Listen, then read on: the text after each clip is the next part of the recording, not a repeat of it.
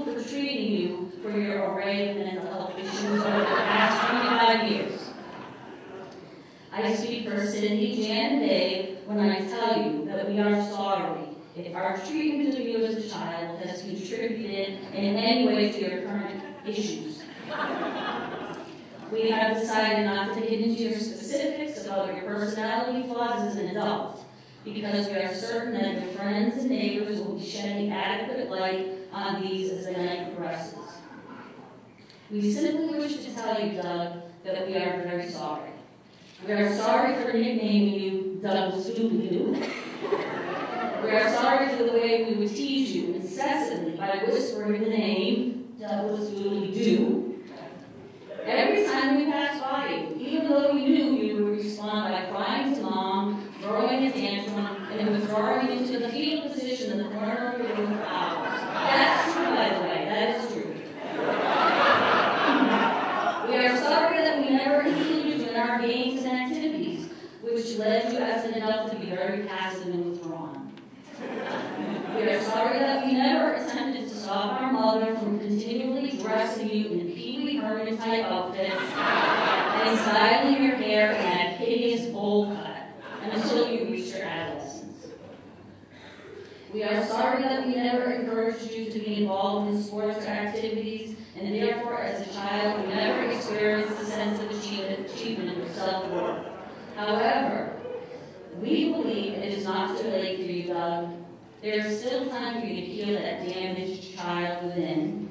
So tonight, the four of us, as your loving and devoted siblings, would like to bestow upon you the praise and accolades that were so totally and painfully absent from your childhood. We would like to call you up to come forward and receive our praise as we sing your favorite song, Hit It, Derek!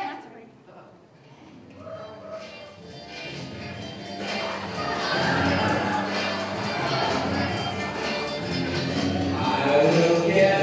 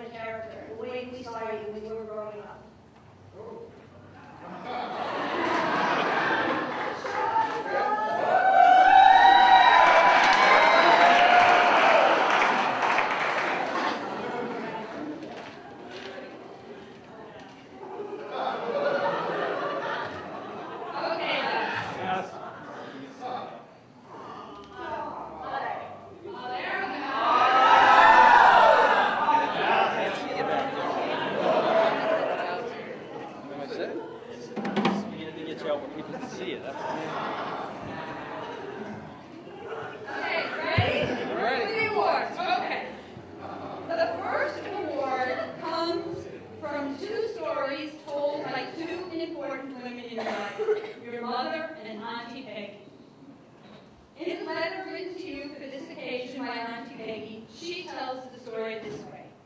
These days, you present yourself to all of us as the fearless, brave, bold, and courageous guy who stops at nothing and will try anything. I feel it is my duty to tell you and all present that you are not always that way. Do you remember we had to fill a little boat for you to sit in at the swimming pool because you were afraid to get and then we had to put slippers on your feet because your little tootsies were too tender so you couldn't walk across the sand. They were such a wimp. In Mom's letter, she tells her story this way. At the age of 6 or 7, on bowling day, all of the other children would go into the nursery to play at Lena Lane's, but not Dougie. He had to sit right on Mommy's lap. And if you didn't behave, I would push you right off and you would start to cry. Such a beat. With that in mind, we would like to present you with this award. It's the honorary bowling ball for the Lena Lane Women's Cancer.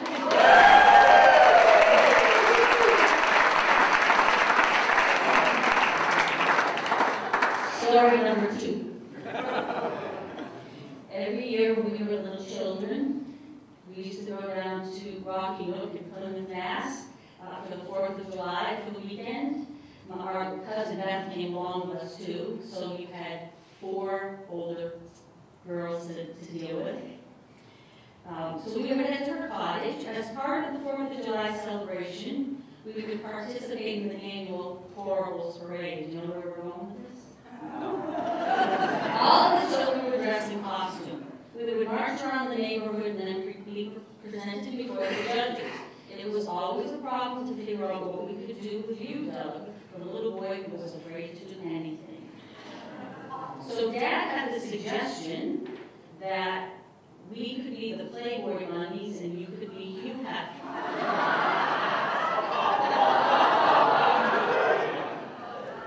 It's hard to tell that Doug has a puss on his face. You and the bunnies only took the 2nd place prize. So tonight, we would like to present you with an honorary 1st place in the Horribles Parade for your rendition of Hugh Hefner.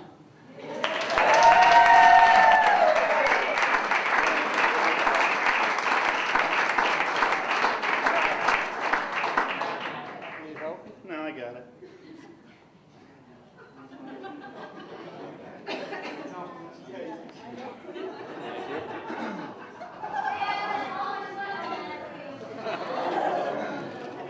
Alright, I have the honor to present the 3rd award. Some of you might not know this, but Doug actually has a secret fantasy of being a Boy Scout. That's right, you're a Boy Scout, but you're really just jealous of him. In the early years,